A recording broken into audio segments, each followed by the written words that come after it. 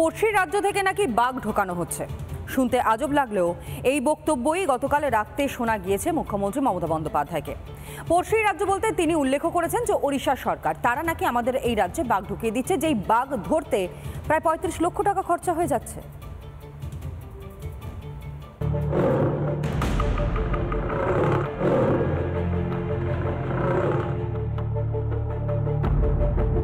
বারবার ওড়িশা থেকে সীমান্ত পেরিয়ে বাংলায় ঢুকে পড়ছে বাঘ।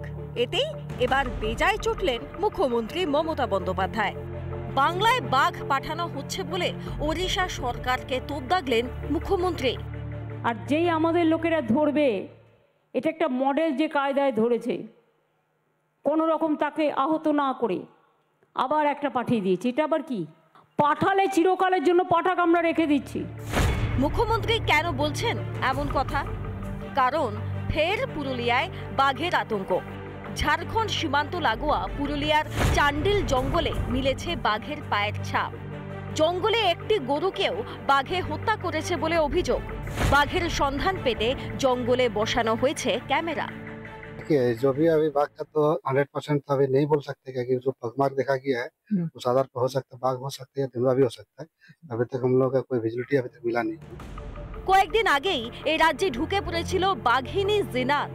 জিনাতকে ধরতে ৩৫ লক্ষ টাকা খরচ হয়েছিল বলে জানিয়েছিল রাজ্যের বন দফতর। হিসেব সামনে আসতেই শুরু হয় বিতর্ক।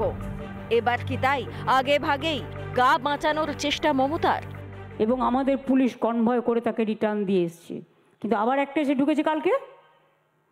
You send your forest team to rescue the tiger so that our people should not suffer. মুখ্যমন্ত্রীর মন্তব্যে শুরু হয়েছে বিতর্ক। মমতাকে তীব্র কটাক্ষ বিজেপির।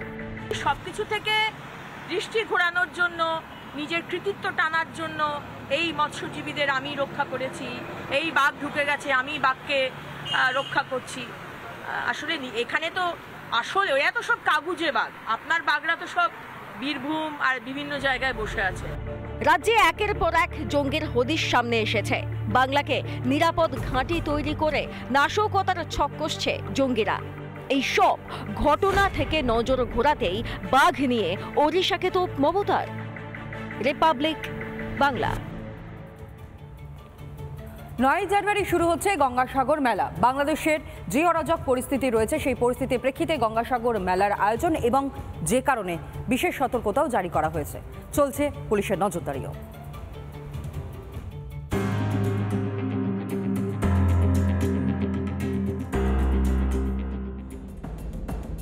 বাংলা জুড়ে জঙ্গিজাল, গোদের উপর বিস্ফোরা অনুপ্রবেশ, এই দুয়ের আশঙ্কার মাঝেই আসন্ন গঙ্গাসাগর মেলা।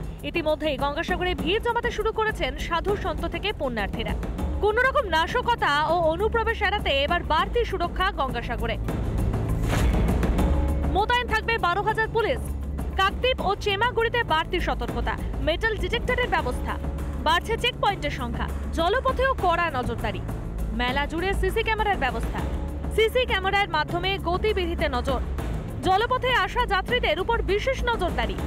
মেলা সংলগ্ন হোটেলগুলিতেও চলছে কড়া বিধিনিষেধ। সব পর্যটকের পরিচয়পত্রে জোর দেওয়া হচ্ছে। পরিচয়পত্র সহ তথ্য ইমেল করার নির্দেশ দেওয়া হয়েছে। গঙ্গাসাগর মেলার নিরাপত্তার অতিরিক্ত বেশ কিছু ব্যবস্থা করেছে জেলা পুলিশ। মেটাল ডিটেক্টরের পাওয়ার বাড়ানো হয়েছে বলে জানা যাচ্ছে পুলিশ সূত্রে, যাতে ব্যাগ থেকে শুরু করে শরীরের বিভিন্ন অংশে গোপনে যদি কোনো জিনিস নিয়ে যেতে চান সেগুলোও ধরা পড়বে এই মেটাল ডিটেক্টরে। লঞ্চ ঘাটের সিসিটিভি ফুটেজ, প্রতি ঘন্টার সিসিটিভি ফুটেজ নিজেদের কাছে রাখছে সুন্দরবন জেলা পুলিশ। এই পরিস্থিতিতে সোমবার গঙ্গাসাগরে পরিদর্শনে যান মুখ্যমন্ত্রী মমতা ব্যানার্জি। পাশাপাশি নিরাপত্তা ব্যবস্থা সরেজমিনে খতিয়ে দেখতে রবিবার গঙ্গাসাগরে যান রাজ্যের মন্ত্রী সুজিত বসু। গঙ্গাসাগরকে দুয়োরানি করে রাখার জন্য কেন্দ্রকে ফের একবার দুষলেন মমতা ব্যানার্জি। কুম্ভ মেলায় কেন্দ্রীয় সরকার হাজার হাজার কোটি টাকা দেয়, আর গঙ্গাসাগর মেলাতেও ১ কোটির বেশি লোক আসে। বারবার আমি বলেছি এটাকে জাতীয় মেলা ডিক্লেয়ার করতে, কিন্তু আজ পর্যন্ত করেনি। সব মিলিয়ে গঙ্গাসাগরের মেলার প্রচুর ভিড়ের মধ্যে অনুপ্রবেশকারীরা যাতে মিশে যেতে না পারে সেই জন্য সদা সতর্ক সুন্দরবন জেলা পুলিশ। ভিডিও জার্নালিস্ট শুভ্রাংশু ঘোষের সঙ্গে সৈকত, রিপাবলিক বাংলা, কলকাতা। বাংলায় বসে বড় সড় নাশকতার ছক কষা হচ্ছিল, আর কষছিল কারা? এই সকল জঙ্গি, অর্থাৎ আব্বাসের মতন জঙ্গিরা। সঙ্গে কাকে টানবার চেষ্টা করেছিল? তারিকুলকে, যেই তারিকুলকে নিজেদের হেফাজতে পেয়েছে বেঙ্গল এসটিএফ।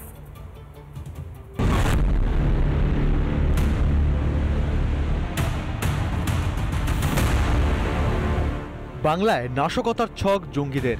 মুর্শিদাবাদ থেকে গ্রেপ্তার একাধিক জঙ্গি। ধৃত আব্বাসকে জেরায় গোয়েন্দাদের হাতে চাঞ্চল্যকর তথ্য। মগজধোলাই চলত জেলবন্দি জঙ্গিদেরও।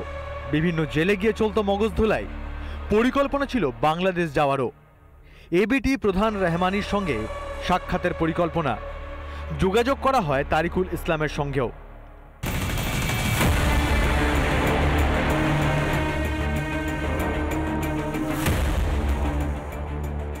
তারিকুল ইসলামকেও দলে ভেড়ানোর ছক কষছিল আব্বাস।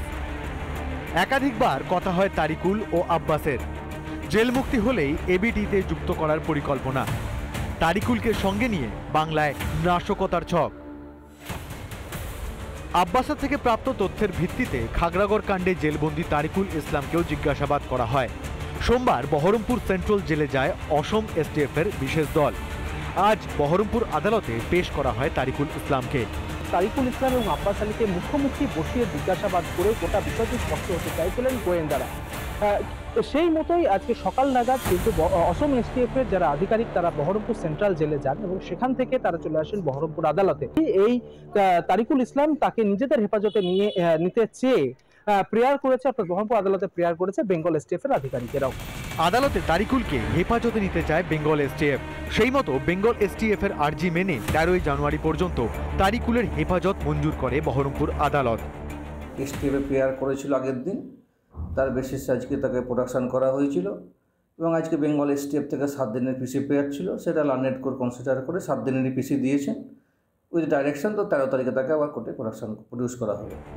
যদিও আদালত থেকে বের হবার পর রিপাবলিকের প্রশ্নে আব্বাস যুগের কথা নস্যাৎ করে দেয় তারিকুল। আব্বাসের সঙ্গে তোমার কি সম্পর্ক রয়েছে? আব্বাস কে ছিল? সম্পর্ক নাই। আব্বাস কে ছিল? আব্বাস কে ছিল ভাই? জানি না। জানি না।